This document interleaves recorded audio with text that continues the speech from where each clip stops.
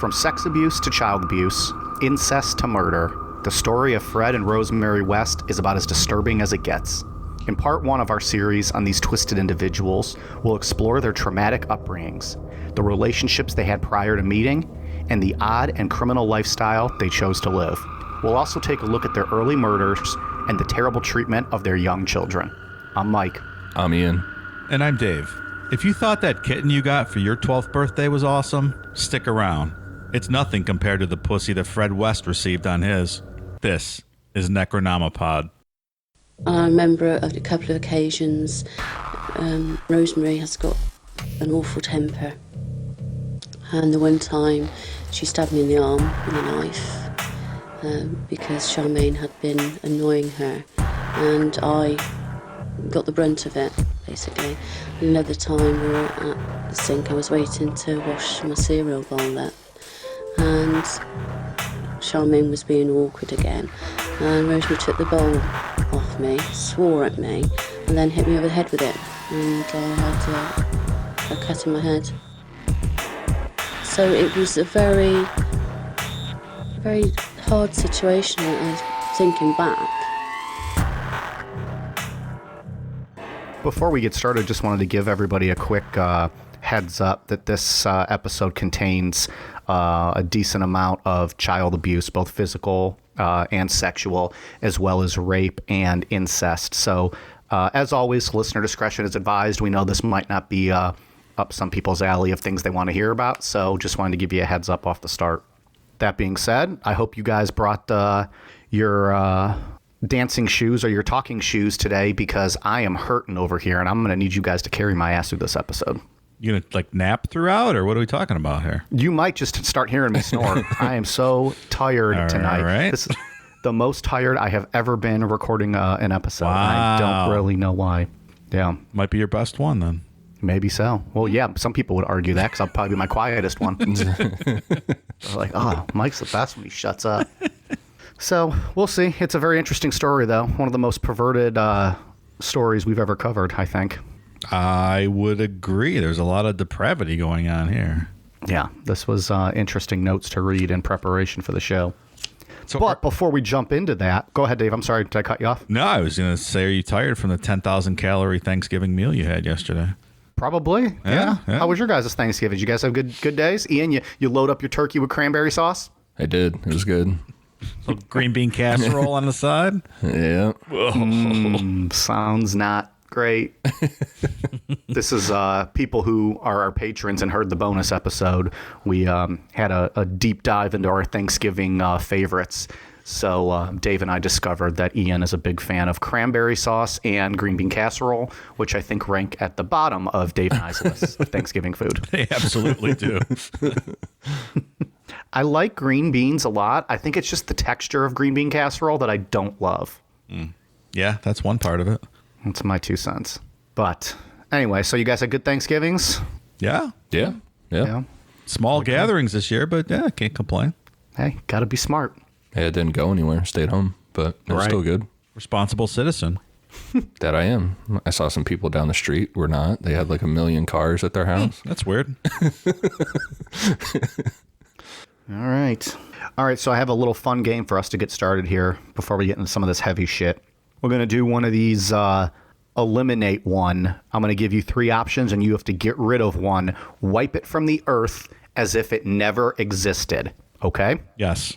First one, baseball, basketball, football. Which one would you wipe from the earth it never existed? Basketball. Football. I'm with Ian. I'm basketball. Not a fan. Football, Dave. That's surprising. Baseball is America's pastime, and I can't get rid of basketball. Okay. Here's a good one. Movies, music, or books? The American answer would be books. Oh, that's a tough one there, buddy. I know it. I don't even know if I can answer that. It's harder than Sophie's Choice. This really pains me to do this, but I'd have to get rid of movies. Wow. Yeah. I think I would get rid of movies too. It's tough for me. I would absolutely keep books. It's tough between movies and music. But I guess, I listen to more music than I watch movies, so I would have to say movies. Dave, I can come back to you if you'd like. Go to some other stuff.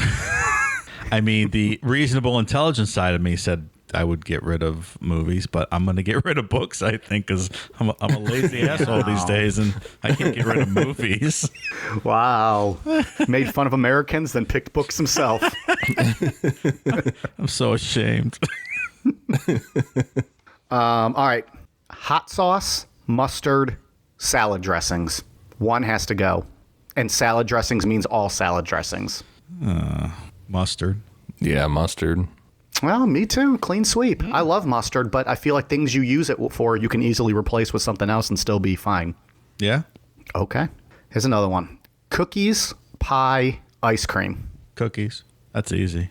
Then Ian won't get mad at me anymore, so it's a win. It's a win-win. So just to spare your life, cookies. Get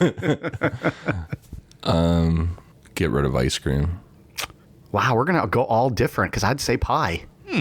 Interesting. Not getting rid of I my don't Ben really and like ice Jerry's, cream. I'll tell you that. What did you say, Dave? I said, you're not going to get rid of my Ben and Jerry's, I'll tell you that. Your Hagen days. Hagen Days. Hagen Days. It's imported, boy. Hagen Days. What episode was that? I have no idea. It was funny, though. Anyways. All right, here's one. Your penis, One of your these- balls, or your head. Like, that's what Ooh, these interesting you said that because this is a body part and you have to amputate something. are. Damn it. Sorry. Although I did not go so extreme. Would you rather, what if you, one of these has to be amputated? One of your ears, one of your big toes, or one of your pinky fingers? Big toe. Does losing a big toe affect your balance? I think it would affect your balance greatly. Like you'd figure it out, but you'd have to like relearn how to walk, I think. Yeah, I'm good with that. I think I would almost take big toe too. I wouldn't want to do the ear. It would either be big toe or pinky finger. But I guess I would do big toe. Maybe if you do your ear, you're cool like Van Gogh and it like becomes your identity. Like maybe that's a cool way to go. It could be. It's unique. I feel like the pinky doesn't really serve that much purpose. No, I think that would just be more of like an aesthetic thing. Like, Yeah. do you just want to look, that would be the only difference there. I'm going pinky. Pinky. All right. My knuckles wouldn't make sense anymore if I lost a pinky. My tattoos on my knuckles. So. That's a good point. No regrets. Well, I'd lose my coke nail on my pinky, so that wouldn't work out real well. Dave, you're way too much of a nail biter like me to have Coke nails. Oh, that's true. I would never last in the Coke world because of that. Hi, I'll have one Coke, please. Oh, I ordered my drugs. Hello, may I have a Coke, please? And also 4 marijuanas? That's like It's Always Sunny where they go to get crack and they roll up to that guy and they're like, yes, we'd like to buy 1 crack rock, please. I forgot all about that one. Oh, that's great stuff. All right, I have one now specific for each of you. Music. Dave, one has to go. Black Sabbath, Slayer, Judas Priest. Judas Priest. Damn it. I was hoping that'd be tough. I couldn't think of a third band that you really liked on the level of Sabbath and Slayer. I'm mad at myself for making that too easy. See?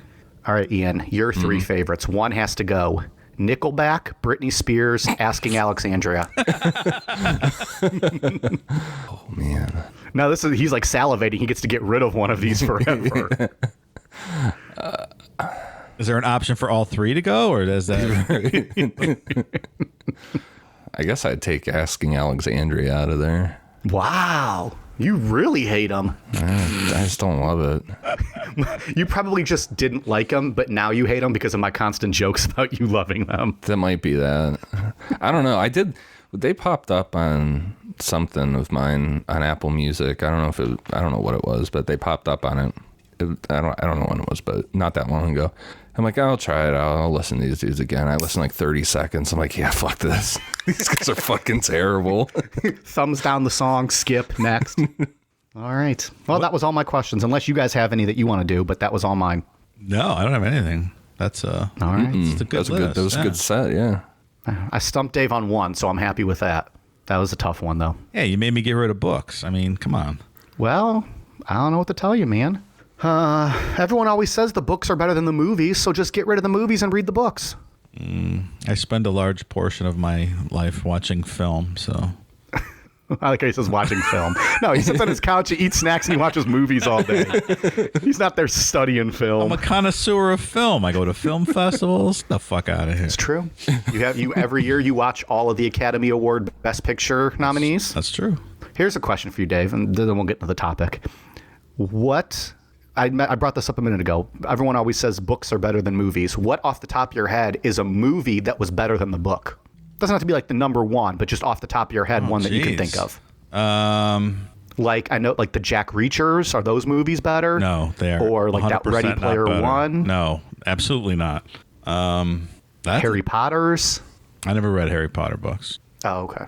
Lord of the Rings? I didn't love those movies. That's a tough one, though. Did or did? I did not love those movies. They were a little drawn out and long and slow. Well, maybe that'll be the cliffhanger. You got to think about it and then get back to us either at the end of the show or next week. All right, I'll think about it. That's a tough one, though. That's not usually the case. All right, I'm going to make a note to ask you at the end of the episode. All right, anyways, that's enough lollygagging. Yeah, and we can dive on in. Tonight we are going to be talking about Fred and Rosemary West. Fred West was born on September 29th, 1941 at Bickerton Cottage, Muchmarkel, Herefordshire, and was the first surviving child born to Walter West and Daisy West. In 1946, the family moved to Moorcourt Cottage at Moorcourt Farm, where Fred's father worked as a milking herdsman and a harvest hand. The cottage had no electricity and was heated by a log fireplace. By 1951, Fred's mother had given birth to 8 children, 6 of whom survived, but Fred was always his mother's favorite, and we will see why in a little bit here. Because he was such a kind, gentle fella? Mm-hmm. Yep. Okay, great.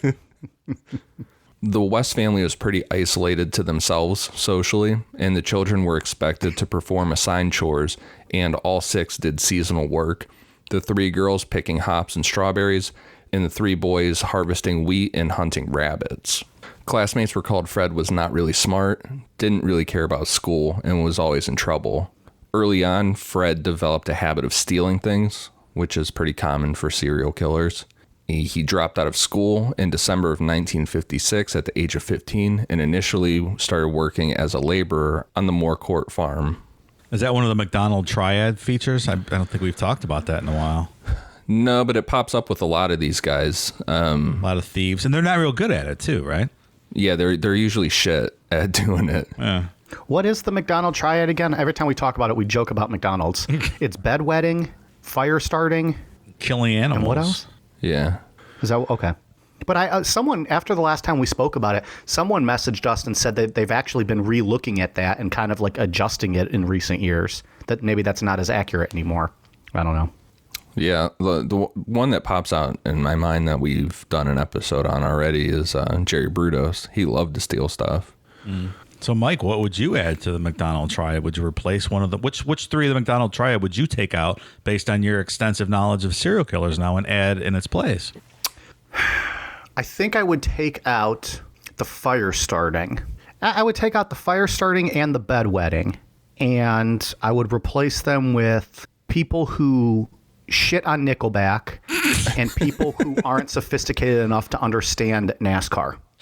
Is that right? Sophisticated enough. Yeah, I think those 2, as well as torturing animals. Okay. All right. That's a pretty clear cut. You might be a serial killer. Sophisticated. That was a left turn. That was another left turn. That was a left turn too. See, we put him on the list. We got to watch out for Dave. Like I said, we would see why Fred's mother favored him over the other children in a minute here. At 12 years old, Fred's mother took his virginity, and his father introduced him to bestiality with farm animals and more incest. Fred and his father together regularly raped Fred's younger sisters. I guess one might call it his bang mitzvah. 12 years old. Holy shit. Happy birthday to me, right? Yeah, I guess so. Do we think Go this plow is... your mom. Plow the fields and plow your mom. Right. Is this something that's more common with, I don't know, I hate to say country people, but, country people that we're maybe not aware of, or back in those days at least, I wonder.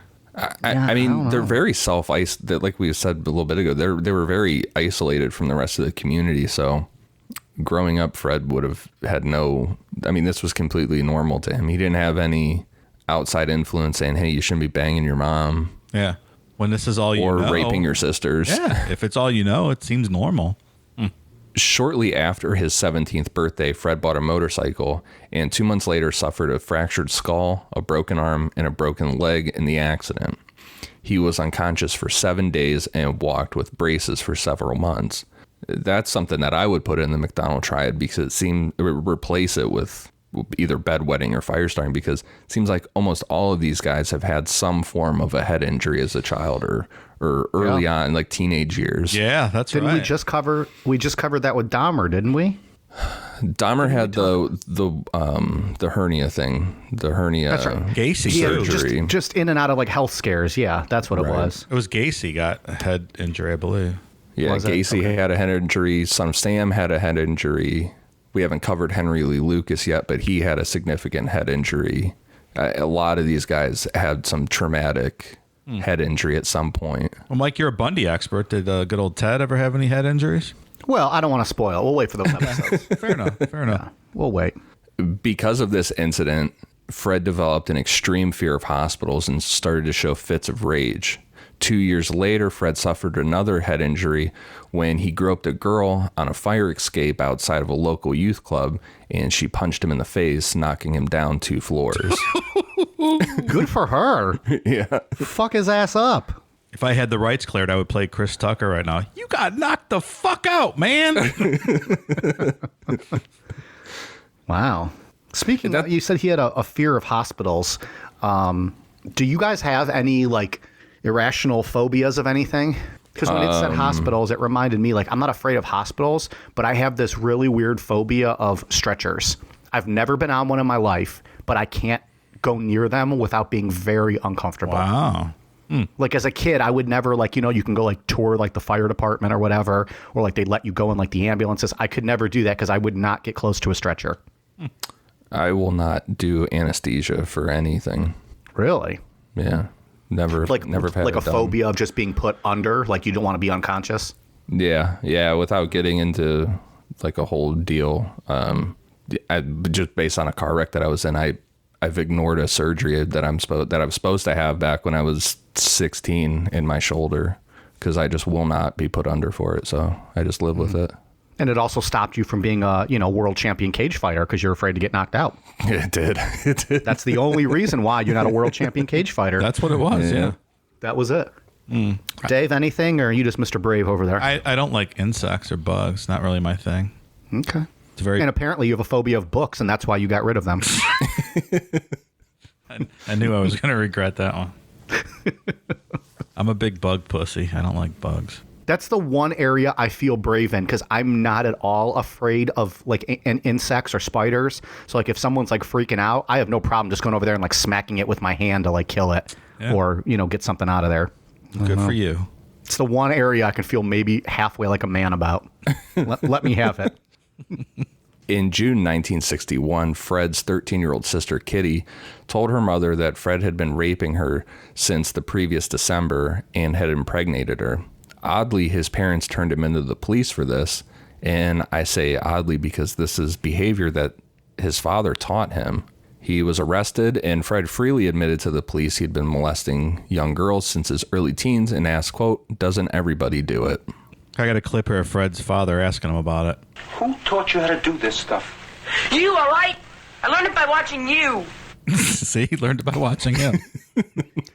It's amazing, Dave. Just the investigatory journalist in you that goes out and finds all these clips just for the show. I spent all week trying to find it. Yeah, you found audio of Fred talking to his dad. I had to go deep into the archives for that one. That is such a weird, like, that's just so crazy. Doesn't everybody do it? Like, and I'm assuming he didn't say that to be like a smart ass. He might have just been, because it said he was freely talking to the police. So, like, in his mind, he's thinking this is how people act. That's so fucked up.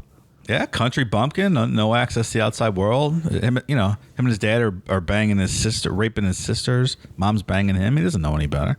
Yeah, his dad taught him to fuck sheep. He's a bad boy.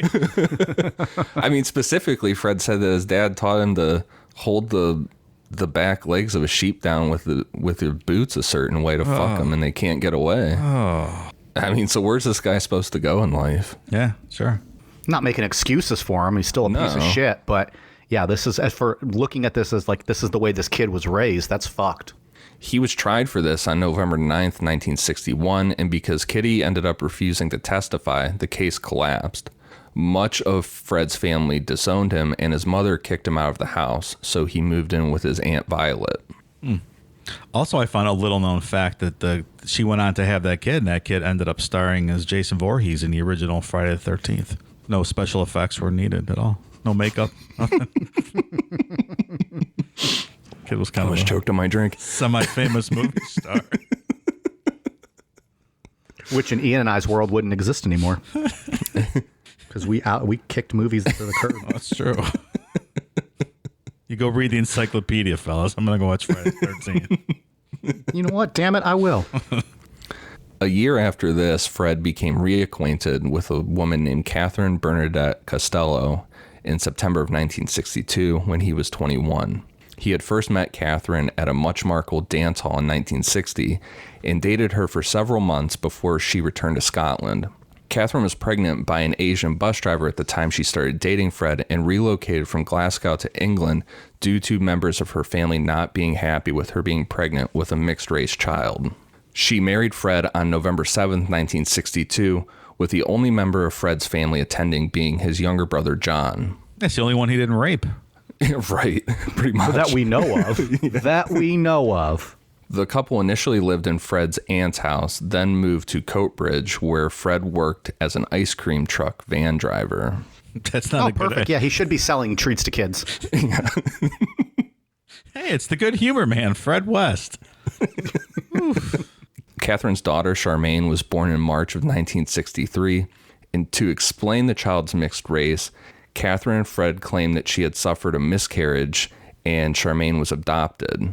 Shortly thereafter, the couple moved to the Bridgeton district of Glasgow, which just seems like a really not believable lie at all. Like one day she's 9 months pregnant. Next time they see her, she had a miscarriage. But then has an adopted baby. It's not like the adoption process doesn't take like years and years. Yeah. Well, Mike, babies grew on trees back then. You could just pick one off. They were everywhere. It's true. That's true. I forgot about that. Oh, I miss tree babies. It's before your time. In July 1964, Catherine and Fred had a daughter named Anna Marie. The child was born at the couple's house. The family nanny, Isa McNeil, and neighbors of the West recall Catherine as a considerate mother, quote, struggling to bring up two children. Fred almost immediately abused his children. He kept the girls in the bottom bunk of a bed that was fitted with bars in the spaces between the bunks, effectively caging them. They were only allowed out when he was at work. Through their nanny, the Wests became acquainted with 16-year-old Anne McFall, a friend of Isa McNeil's, and Anne would spend a great deal of time at the West's flat. Fred later admitted to having numerous affairs in the early years of his marriage and fathered one illegitimate child with another woman. How many illegitimate sheep, though, Ian? How many illegitimate sheep? Yeah. Probably too many to keep track of. He really pulled the wool over his wife's eyes, right?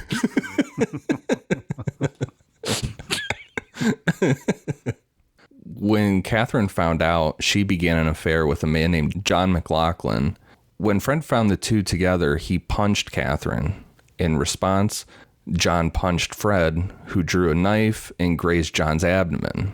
When John punched him for a second time, Fred stopped fighting back, and years later, John recalled, quote, he couldn't tackle a man, but he wasn't so slow in attacking women. Hashtag big pussy. John and Catherine continued their affair, and John became increasingly angry with the fact that oftentimes Catherine had bruises and black eyes. On each occasion, it became apparent that Fred had been beating his wife, and John extensively would beat Fred. One specific time, John witnessed Charmaine, a little older than a toddler at the time, asked Fred for ice cream from his van. In response, Fred hit her across the head, causing another beating from John. So imagine every week your wife's boyfriend, he whoops your ass, then he plows her ass. It's like super cuck. But in this case, it's deservingly so. Like, this guy's absolutely. fucking a piece of shit. Like, this is the most well-deserved cucking in the history of cucking.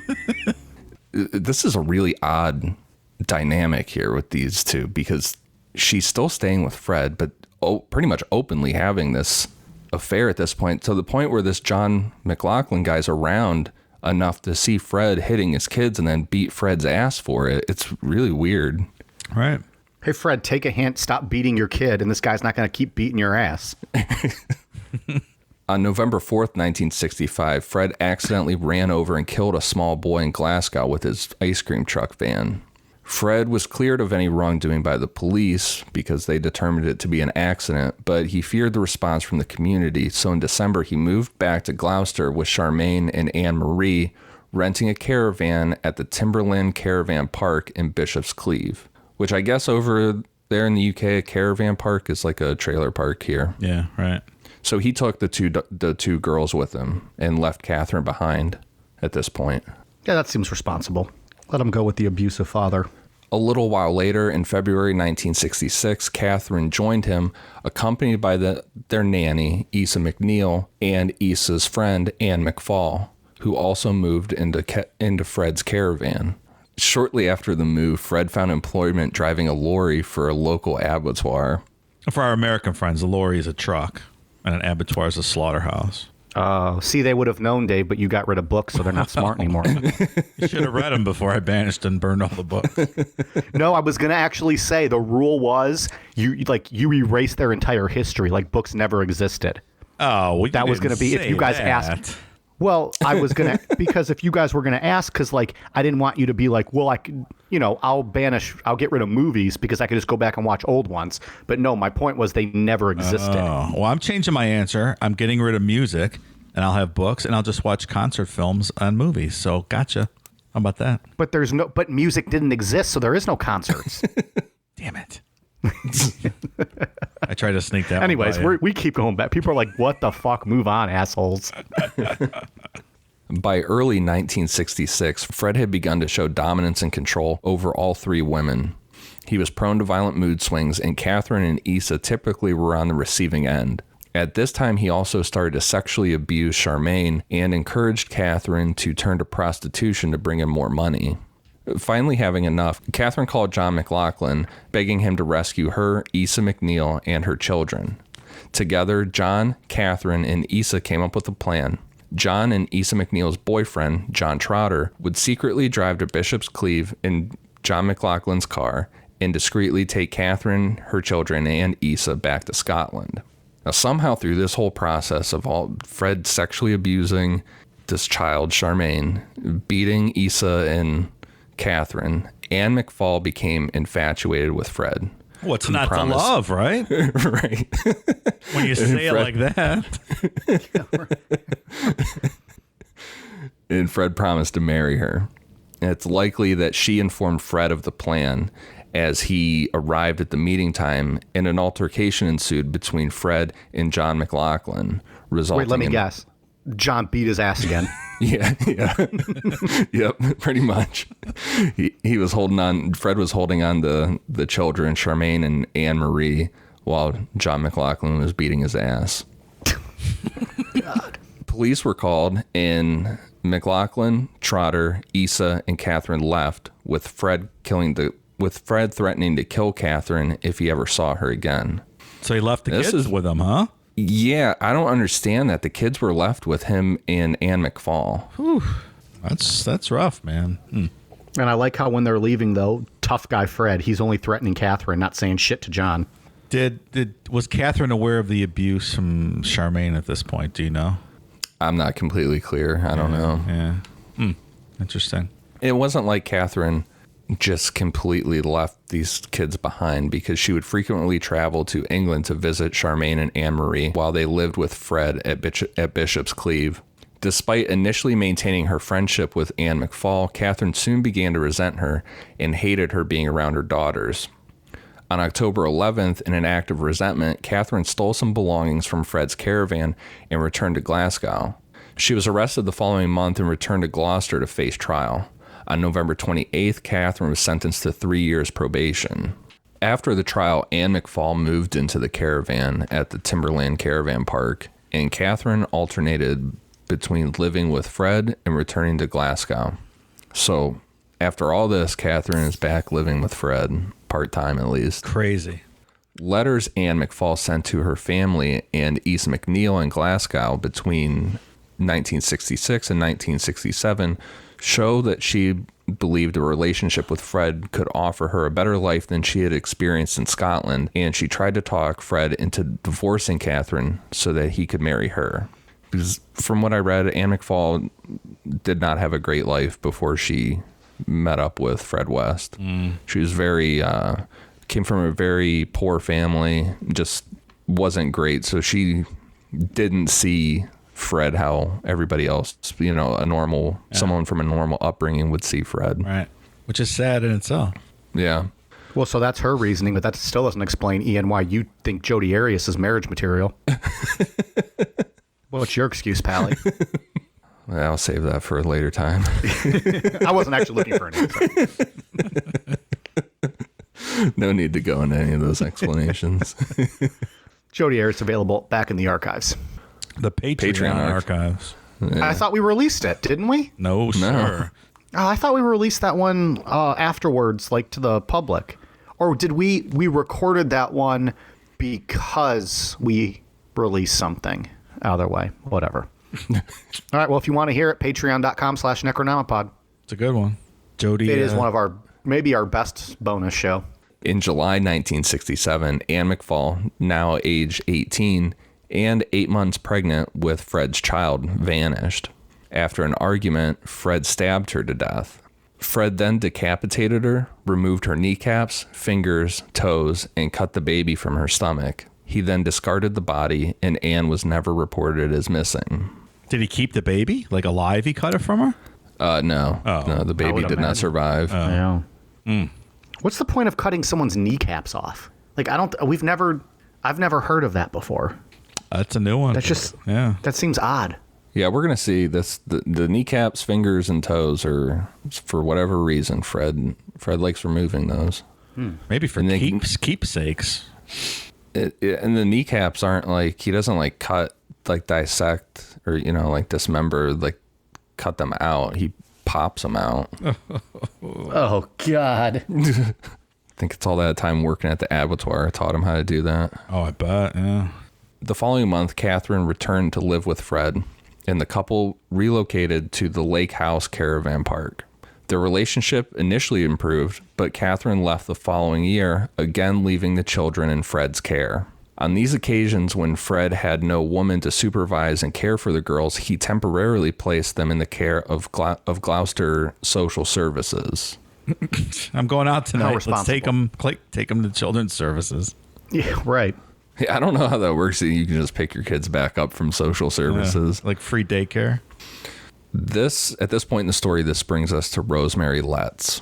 Rosemary Letts was born November 29th, 1953 in Northam, Devon, to William Letts and Daisy Fuller. She was the fifth of 7 children born into a poor family. Rose's mother suffered from depression and was given electroshock therapy while pregnant with Rose, which most definitely caused some prenatal damage to Rose. They used to do that, huh? That's wild. You know they still do that? Electroshock? Mm-hmm. Still available. Maybe not when you're pregnant? I would assume not, but I don't see how that would even still be available to this day, but it is. Interesting. Maybe it works. Yeah, I don't know. We'll try it on Mike. I'm down. Probably work better than hypnotizing me. We'll have them piss on the electric fence like they used to do in Jackass. Yeah.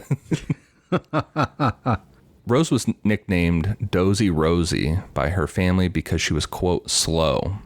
Rose would swing her head around for most of the day in silence, and from accounts, just swinging her head around in circles that you would assume would make somebody extremely dizzy, but she would just sit there and do it forever. Didn't get her any help or reach out to anybody. They just called her Dozy Rosie, and like, oh, that's Dozy Rosie doing her thing. Yeah, right. Once hitting puberty, Rose would deliberately walk naked or semi-naked around the house in the presence of her younger brother, Graham. On numerous occasions at the age of 13, she would also sneak into Graham's bed at night and molest him and her youngest brother, Gordon. Things are already out of control over here. Yeah. Rose's parents separated when she was a teenager.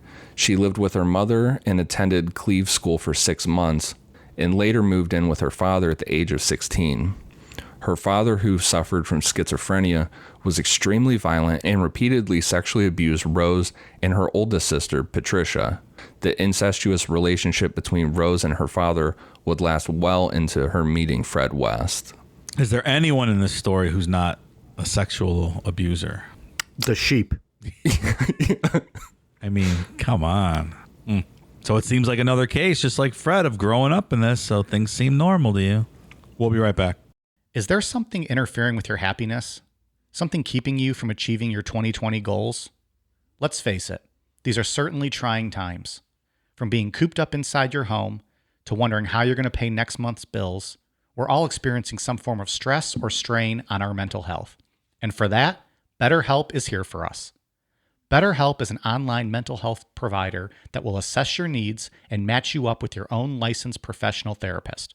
The best part? No waiting rooms. That's a pretty big deal if you're as impatient as I am. BetterHelp is a safe and private online environment that will have you communicating with a counselor within the first 24 hours. And once you've begun, you can send your counselor a message at any time, always getting a helpful response in a timely manner. You even have the ability to schedule weekly video or phone sessions, all from the comfort of your very own couch. BetterHelp is available worldwide and has a broad range of expertise available, including licensed professional counselors who specialize in depression, stress, anxiety, relationships, sleeping, trauma, anger, family conflict, LGBT matters, grief, and self-esteem. In fact, so many people have been using BetterHelp that they're currently recruiting additional counselors in all 50 states. Not happy with your counselor? No worries. BetterHelp is committed to facilitating great therapeutic matches and makes it easy and free to change counselors if needed. Remember, everything you share with your BetterHelp counselor is completely confidential. And while it's not a crisis line, it is a convenient, professional, and affordable way to seek the help you deserve. Financial aid is even offered to those who qualify. Want to hear how BetterHelp assisted people just like you? Check out the testimonials posted daily on their site. Look, we here at Necronomipod want you to start living a happier life. So, as a listener, you'll get 10% off your first month by visiting betterhelp.com/necro. Join over 1 million people already taking charge of their mental health. Again, that's BetterHelp, betterhelp.com/necro. Fred first met Rosemary in early 1969, shortly after her 15th birthday. The two first met at a bus station, and initially Rose was disgusted by Fred, but she quickly changed her mind based on the attention Fred showed her. Twice Rose refused to go on a date with Fred, but allowed him to take her home. In their initial conversations, Fred quickly discovered that although Rose had never had a boyfriend, she was very promiscuous. He also played the sympathy card, claiming that he and his 2 daughters had been abandoned by his wife and that he wanted to have more children. So he was, about 28 at this point, so almost twice her age. Yeah, this is not great. Is that a good come on for to a 15-year-old? I want to have more kids. Doesn't seem great. Well, but in her case too, right? With everything she's been through, like she's getting all this attention from a guy. Yeah. Like, you know. And probably maybe trying to find a way out of her situation. Yeah. Right. Unfortunately, it makes sense. Finding out Rose worked in a nearby bread shop, a few days later after their first encounter, Fred persuaded an unknown woman to go into the shop and give Rose a gift and say that, quote, a man outside asked her to do it. Minutes later, Fred entered the shop and asked Rose to go on a date with him that night, which Rose accepted. So is it safe to say that since Rose worked at a bread shop, that she was probably good at making things rise? Just curious. I don't know. Yes. I don't know what's so funny. I'm just talking about yeast and other bread making activities. Obviously. Shortly after this, Rose began a relationship with Fred and taking care of Charmaine and Anna Marie, who at the time she noticed were neglected. And at first, Rose treated the girls with a lot of care and affection. Within weeks of her first meeting Fred, Rose left her job at the bread shop in order to become the nanny to Charmaine and Anna Marie.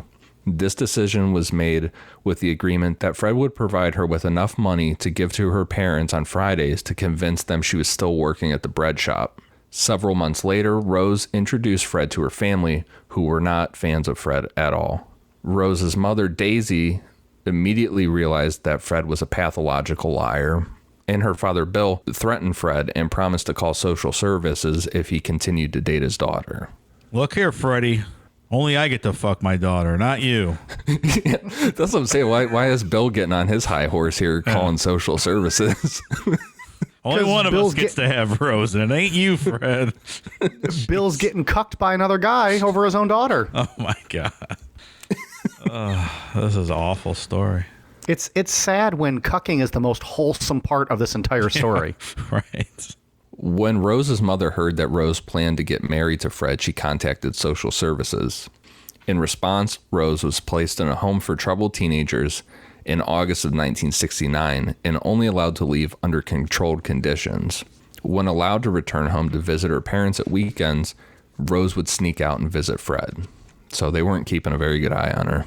On her 16th birthday, Rose left the home for troubled teenagers to return to her parents, and Fred at the time was serving a 30-day sentence for theft and unpaid fines. Upon Fred's release, Rose left her parents' home to move in with Fred. Shortly after, Fred picked up Charmaine and Anna Marie from social services. And that is the most dumbfounding thing in this story to me. So at this point is why social services just kept letting this guy drop his kids off and pick them back up. It's not a daycare service. Yeah, right. It's social services. You think like he calls himself and reports himself? Yeah, I saw him beating up kids again. He's like Building his own file. Yeah, right. Ooh, got rid of him for the weekend now. Awful. Rose's father made one final effort to prevent his daughter from dating Fred, and Rose was examined by a police surgeon in February 1970 who confirmed that she was pregnant. The timeline of this pregnancy lines up more with the baby being Rose's father's instead of Fred's, because Fred was in prison. Oh, man. Yeah. Take a swim. I don't know. And this is pool. even the part in it where Rose could have easily said, no, I've been having sex with my dad. Yeah. And then her, the balls on her dad to even contact the police and have her examined by the police when he's been having sex with her. Yeah, right. Yeah. I mean, unless, he's just probably like, a dumb hillbilly and doesn't know any better and, just thinks that he's going to try to get Fred in trouble and doesn't even make the connection that there could be consequences for his actions. In response to this, Rose was again placed into care, but was discharged on March 6th on the understanding she would terminate her pregnancy and return to her family. Instead, Rose went to live with Fred. No charges against Fred. Were there statutory rape charges or anything like that? Or was that not even a consideration? No, that wasn't even a consideration as far as I read. Interesting. On October 17th, 1970, Rose gave birth to a daughter her and Fred named Heather Ann. 2 months later, Fred was sent to prison for the theft of car tires and a vehicle tax disc. He remained in prison until June 24th, 1971. As he served this 6.5-month sentence, Rose, now just 17, looked after all 3 children, with Charmaine and Anna Marie being told to refer to Rose as their mother. As you can imagine, Rose was not a great mother and was known to oftentimes say, quote, breasts are for fucking, not for feeding, when taking care of her baby daughter, Heather. Okay. My wife has that tattooed on her chest. It's classy, dude. I love it. Classy lady, Fred. Rose West. Real classy. Like she's taking care of 3 girls. So who's she telling this to? The other 2 girls in the room? Like the kids? Well, they lived in a flat. At this time, they're in the flat, like apartment. So she's just telling people in the apartment complex this kind of stuff. Mother of the year. According to Anna Marie, she and Charmaine were frequently subjected to criticism, beatings, and other forms of punishment throughout the time they lived under Rose's care. Anna Marie recalled that Charmaine repeatedly infuriated Rose by her refusal to either cry or display any sign of emotion, no matter how severely she was physically punished. This is so sad for these daughters. I feel just makes me sick, all this shit they had to go through. That girl's like 7 years old. Yeah, right. Despite the years of neglect and abuse, Charmaine would hold out hope, saying, quote, "Mommy will come save me." Oh, my God. A childhood friend of Charmaine's named Tracy Giles, who had lived in the upper flat, would later recall an incident in which she had entered the west flat unannounced, only to see Charmaine naked and standing on a chair, gagged with her hands bound behind her back, with a belt as Rose stood next to her with a large wooden spoon. According to Giles, Charmaine had been, quote, "calm and unconcerned," while Anna Marie had been standing by the door with a blank expression on her face. Hospital records show that Charmaine had received treatment for a severe puncture wound to her left ankle in the casualty unit of the Gloucester Royal Hospital on March 28, 1971. This incident was explained by Rose to have resulted from a household accident. And we'll see in a bit here that there are multiple records of these kids being taken to hospitals, and it's always an accident. Yeah. After one of these beatings, Rose killed Charmaine. And it's believed to have happened shortly before Fred's prison release on the date of June 24th, 1971. She is known to have taken Charmaine, Anne Marie, and Heather to visit Fred on June 15th. It's believed to be on or very shortly after this date that Charmaine was murdered. Under further testimony from Tracy Giles's mother, Shirley, it corroborated the fact that Charmaine had been murdered before Fred had been released on June 24th. According to Shirley Giles, she had brought Tracy to visit Charmaine, only for Tracy to be told by Rose, quote, "She's gone to live with her mother, and bloody good riddance." Oh, imagine her sisters, and just one day she's gone. Yeah. Yeah. Like she told Shirley, Rose explained Charmaine's disappearance to others who asked where she was by claiming that Catherine had called and taken Charmaine to live with her in Bristol. She informed staff at Charmaine's school that the child had moved with her mother to London. So she's telling everybody different places. Charmaine's body was hidden in the coal cellar of the flat unit until Fred was released from prison. He later buried her naked body in the yard close to the back door of the flat, and he remained adamant that he had not dismembered her. However, a subsequent autopsy suggested the body had been severed at the hip, and several bones, particularly kneecaps, fingers, and toes, were missing from her skeleton. So how does this work? He comes home and she says, "Oh, by the way, I killed your daughter." Pretty much. Jesus. And the thing is as cruel as it is to say, Charmaine didn't mean shit to Fred or Rose. It wasn't his daughter, yeah. Right, it wasn't his daughter. It was The Asian bus driver. Right. Yeah. Oh, that's right. I forgot about that. Wow, Ugh, that's that awful, man. Poor girl. According to Fred's sister-in-law, Christine, Catherine wanted to get her children back, so Christine gave her Fred and Rose's address. In mid-August 1971, Catherine went to confront Fred, and this was the final time she was seen alive. She is believed to have been murdered by strangulation, possibly in the back seat of Fred's Ford Popular, and while likely intoxicated, because how it's said is that Fred took her out for drinks when she came. It was like, okay, you can have the kids back, let's relax, let's get a drink and stuff, and then killed her. Well, you can't explain where the kid is, right? So you got to do something. Yeah, right. When her body was discovered, a short length of metal tubing was found with her remains, showing the possibility she had been restrained and sexually assaulted prior to her murder. Catherine's body was extensively dismembered, placed into plastic bags, and buried close to a cluster of trees about 1 mile from Much Markle. And again, no fingers, no toes, no kneecaps. Weird. Following all of this, on January 29th, 1972, Fred and Rosemary got married. Fred lied to the register, saying that he wasn't married. No family or friends were invited, apart from Fred's brother John, who acted as his best man. So John's sticking by him through all right. this whole time. For real. Well, technically, he's not married anymore, right? He just killed the first wife. Well, I mean, I guess, yeah. Nobody knows that. According to everybody else in the world, she's still alive. Right. Several months later, Rose got pregnant with her second child, and the couple moved from Midland Road to the infamous address 25 Cromwell Street. To pay the West purchasing of the property, many of the upper floor rooms were initially converted into boarding rooms to help the household income. To maintain a degree of privacy for his family, Fred installed a cooker and a wash basin on the first floor landing so their lodgers didn't need to enter the ground floor where the West family lived, and only he and his family were permitted to access the garden in the back of the property. And we'll definitely get into that garden in part 2. A cooker? I assume that's some kind of stove, I guess. Probably. Yeah. On June 1st, Rose gave birth to a second daughter.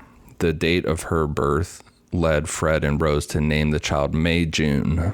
I think some sterilization was in order for these two at this point. Shortly after giving birth to her second child, Rose began to work as a prostitute, operating from an upstairs room at their house and advertising her services in a local magazine. There's some holes in this house. There's some holes in this house. There's some holes in this house. Thanks, Mike. I think you really nailed it there. To be clear, that was not me. That was Dave's fancy little soundboard gimmick he's got over there. Has that ever been played on an actual Sunday show? Because that's from a bonus show. Oh, was it? It has been. Oh. It has been before. Yeah. Well, there you go, folks. Fred encouraged Rose to get clients in the local West Indian community through these advertisements. In addition to her prostitution, Rose engaged in casual sex with both male and female lodgers within their household and individuals Fred encountered through his work. She also bragged to several people that no man or woman could completely satisfy her. Well, sounds like it, right?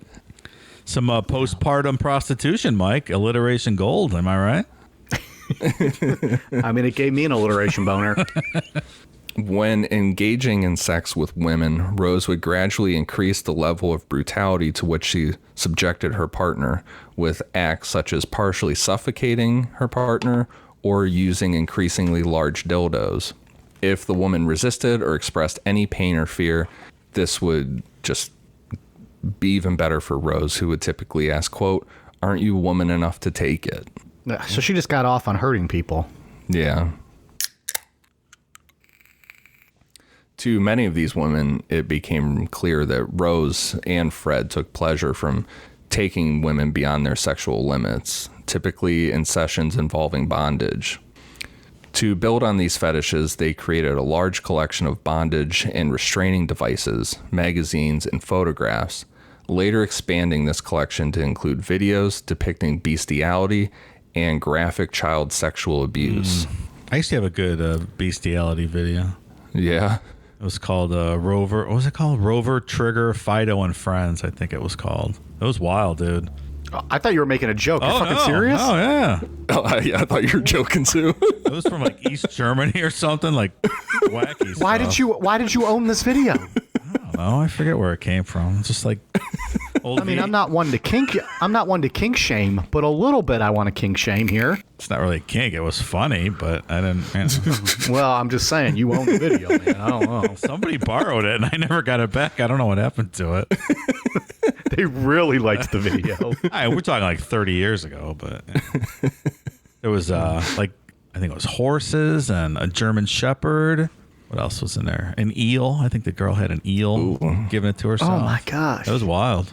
Yeah. Okay. I would be afraid to even like Google some of this stuff because I don't want to know what comes up. Google Rover, Trigger, Fido, and Friends. All right. I'm going to do it right now. Ian, continue. I don't know if that comes up or not. The room Rose used for prostitution was known throughout the West household as, quote, Rose's room, and had several hidden peepholes allowing Fred to watch her have sex with her clients. He also installed a baby monitor in the room, allowing him to listen from elsewhere in the house.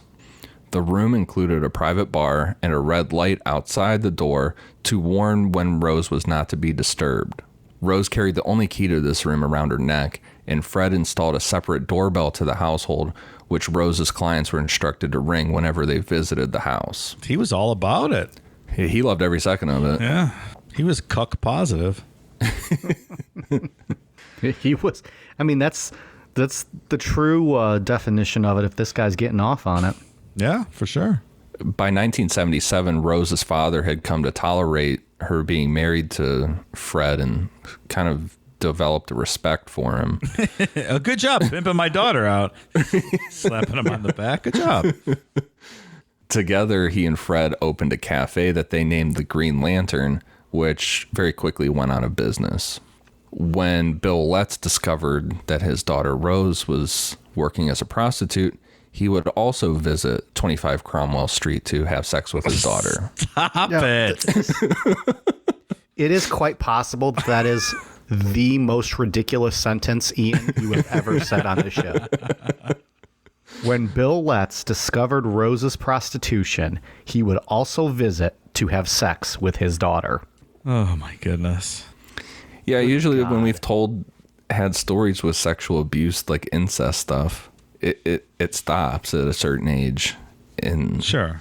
But this didn't stop. Rose just rolled with it well into being an adult, well into her father being old. Do we know if Fred knew about this? I'm sure he did. He right? he 100% did. He watched. Oh, my goodness. This is off the rails. This is a horror house. A horror and a whorehouse. A house of horror and horrors. It works so many ways. Jesus. So do you think like they passed back and forth sex tips about Rose, the dad and husband? Oh my God. Can you imagine? Like, oh, she likes it when you do this. Just imagine being okay with this situation. Yeah, it's almost like, impossible to imagine. You're Bill Letts. Your daughter is having sex with all of these people, just strangers, random people coming in and out of the house. And on top of that, you're into it and are one of the customers. Yeah. And her husband just watches the whole time. Like Bill Letts hated Fred when she first met him because he thought, that Fred was going to take Rose away from him. But now that he's pimping her out and Bill can go back and see her again, he's like, oh, this guy's not, I love this guy now. Right. Like, it's so fucking twisted. Oof. By 1983, Rose had given birth to 8 children, at least 3 of whom were conceived by her clients. Jesus Christ. Oof. Now, like we said, she dealt exclusively with the West Indian population. Fred willingly accepted these kids as his own and falsely told them throughout their lives that the reason their skin was darker than their siblings was because his great-grandmother was a black woman. Oh. Well, I guess you got to explain it. When each of the West children reached the age of 7, they were assigned numerous daily chores to perform in the house. They were rarely allowed to socialize outside the house unless either Fred or Rose were present and had to follow strict guidelines with severe punishment, almost always being physical, being the penalty for not following the rules.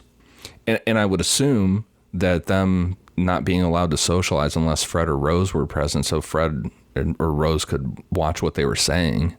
Yeah. So they didn't mention anything that was going on in the house to someone. The kids feared physical beatings from their parents, the majority of which were done by Rose. The beatings were sometimes for no reason at all, just for Rose's gratification. And she always made sure not to leave marks on the kids' faces or hands in these assaults. Mike, how you feeling about that death penalty stance here so far in this story?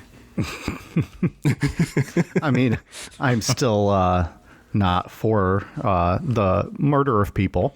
But, if there ever were to be someone put down by the government, you wouldn't find me standing outside protesting this one. Okay, fair enough. Still not for it.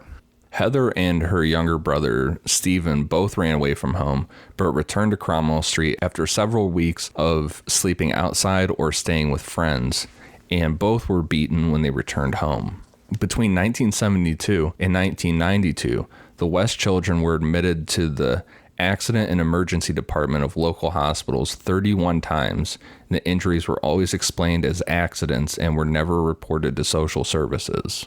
That's crazy, too. 31 times you got kids coming in there from the same household. And how is that not reported? Like, where is the social worker there? I don't know, man. I don't know how it works in the UK with that system, but that Netflix series that came out last year, the trials of Gabriel Gonzalez.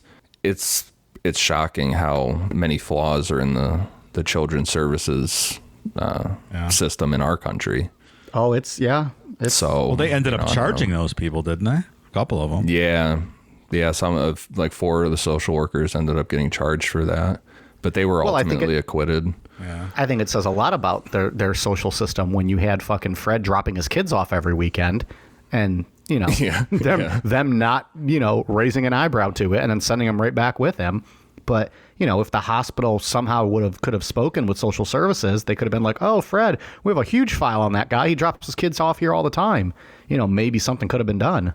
Getting into just kind of how abusive Rose was around the house. On one occasion, as her son Stephen was mopping the kitchen floor with a cloth, Rose accidentally stepped into the bowl of water he had been using.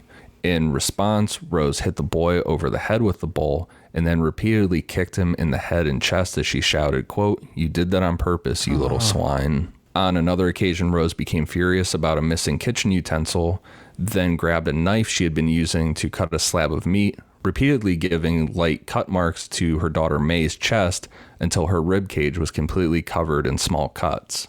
Oh my God. Even Fred became a recipient of Rose's violence. On one occasion in August 1974, Rose chased after Fred with a carving knife in her hand.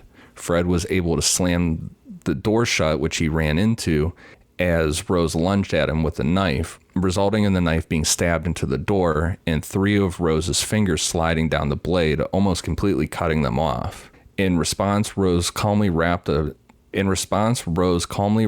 hand in a towel and said, quote, "Look what you've done, fella. You've got to take me to the hospital now." That made me queasy just reading that and imagining my fingers sliding down a knife. Oh, yeah, that's rough. Although, fuck her. I'm glad it happened to her. Right. Give her some injuries here. And that is where we will pick back up on part 2. In part 2, we will get into some really brutal sexual assaults they committed against their children, the murders of at least 13 victims, and Fred and Rose's eventual arrests. I think this was enough, Ian. I don't need any more. I don't really need any more of this. Yeah, seriously. This is a heavy episode. It only gets worse from here. Oh, great. Can't wait. Yeah. Phew. We got I don't know if we mentioned this at the start, but we had in the past, and Dave, I know you saw a ton of requests for this story, right? People have been asking for this one for a while. Yeah, a lot of our friends in the UK, hometown hero, and congrats, guys. This did not disappoint. So you should be proud. Cheers. Got a real fucking winner of a story here. Everyone's going to go to bed tonight crying themselves to sleep after all this shit. Yeah, they still have another child to kill of their own. Jesus. And then they have multiple women to murder next week. So stick around, folks. More feel good coming to you next week. We'd love to have you back. Positive talk with Necronomipod. All right, so part 1, Ian, any final thoughts on this one? Nope, I got nothing left on it. It's you've ruined all of our weekends enough with the story thus far. You know what? Actually, I will say this is like a story of fate. Really, these two coming together. It's like these two were made for each other. Yeah, what are the chances? I agree that these two came together and met. Could you imagine them dating, or like first started dating, and Rose talks about how her dad sexually abuses her, and Fred's like, "Oh, no way! I was banging my mom at 12 years old." Oh God! Oh, like this would be the worst rom-com of all time. Like everything's all this crazy shit is just completely normal to both of them. Maybe they set their parents up on a date. And their parents can all just cuck each other. Yeah, that's right. Yeah, just like fucking big orgies. Yeah. Ugh. You banged your dad? No way. I banged my mom. Hey, you want to go ruin a bunch of people's lives? Let's go fucking abuse kids. Let's make kids so we can abuse them. Ugh. Disgusting. Ugh. So, Dave, you got anything else for this one? No, I think we've said enough here tonight. It's quite enough. All right, Dave, I'm going to come back to you now. We talked about at the beginning. What is a movie that was better than the book? I actually thought of one. All right. Fight Club. Oh, okay. So there you go. Better than the book. Then I will go ahead and skip that book because I have never made it through that movie without falling asleep. Much like The Matrix. So ridiculous. Much like The Matrix. No wonder you're getting rid of movies. Come on. Yeah. I don't know. It's That's more ridiculous than Matrix, in my opinion. I can accept you falling asleep through Matrix, but Fight Club, it's pretty ridiculous. Was that Bret Easton Ellis? That's American Psycho. Fight Club's Chuck Palahniuk. That's right. I'm sorry. I'm getting them mixed up. Yeah. I don't know. His books are hit or miss for me. Just like, I don't know. I don't think I've seen, I don't know what other books of his have been made into movies, but his books in general, I either love them or hate them. Yeah, it's a lot sometimes. What was the other one? Choke? Did they make that a movie? I think that's the only. Did they? I haven't read that one. Yeah. I read Snuff. Snuff was really good. Did you read that one, Dave? I don't think so. That's where they kill like a porn star. That was a really good book. What else do you have? Damned. That's about a teenage girl who is playing some kind of like choking game with her friends and she dies, and it's about her going to hell. And then he wrote a follow-up which is about her in purgatory. I have not read that one. But I don't know. His stuff's hit or miss for me, so maybe that's why I don't dig the movie. I don't know. I'll watch that. I would watch that one again, though. Matrix, I've given up on. I'm not going to do the Matrix. I would watch Fight Club again and give that a chance. But okay, so there you had it. Dave got an answer. Fight Club, the movie, is better than the book. Just a reminder, we do have a Black Friday sale, which we've extended, and we're going to have it going for another few days or so. On our website, necronomapod.com, you got the sale on all of our koozies and our stickers, as well as our combo packs. Unfortunately, with our merch being on Amazon, we can't control any of the sale prices on that, so there won't be any sales for that. But for the koozies and stickers, available at necronomapod.com. We got sales going on, and we're going to run that through for a few more days so you can get your holiday shopping done if you wish to purchase anything while supplies last. Once we are out of koozies and stickers, that is it. We don't have any more. So, and they're never coming back. Never coming back. Never, ever again will we have them back. We refuse. That's it. Obviously, we're kidding. Maybe they'll come back. Who knows?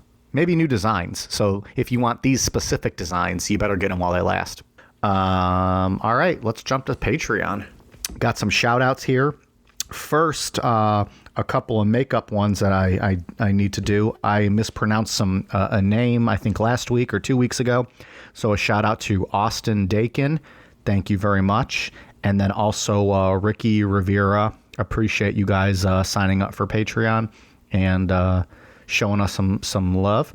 Also, we have new patron subscribers this past week.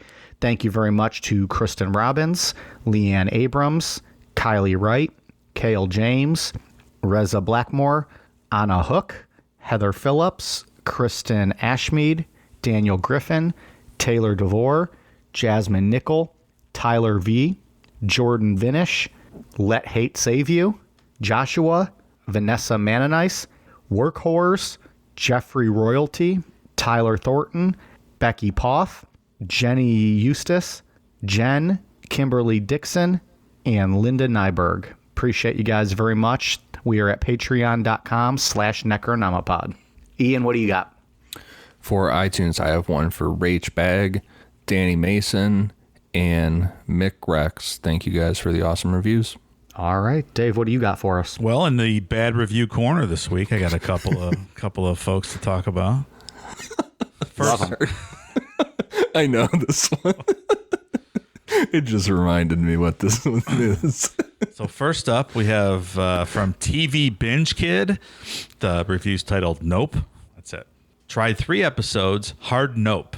Victim blaming, sympathetic to serial killers, and wildly unnecessary and badly timed sexual innuendo.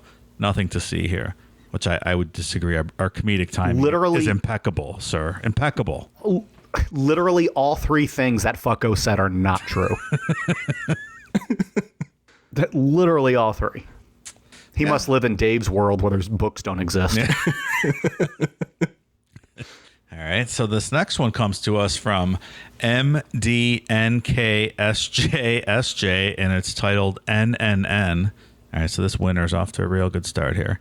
Get the liberal guy who wants health care for all to quit, move to Venezuela. So I believe this is geared towards me because I think I mentioned something about what communism is and is not on our recent show, and I talked about health care. So a couple things here. You need some help with forming complete sentences because this is not one. I doubt you could even locate Venezuela on a map, sir. So... Also, most industrialized countries have universal health care, jackass. So this whole Venezuela idea is nonsense that you heard somewhere that you don't really understand. So maybe you need to go back to the library and do a little reading before you comment further. Oh, boy. Liberal Dave going on a soapbox again. Oh, boy. So listen to this socialist. Oh, gosh. you need more books, fella. So I mean, you can come back and talk to us again sometime. Dave, you want last chance? You want to change your answer and put books back in our society? I already did. Well, you did when you thought you could watch concerts on tape, but music doesn't exist. I think I slid that by you, didn't I? No? Of course, we got to put books back. I don't know. This guy needs books right there. That guy. Well, Mr. Hang on. Mr. MDNKSJSJ. Needs a library card, and he needs to use it frequently. Sounds like a bot. It's a bot account. It's not even real.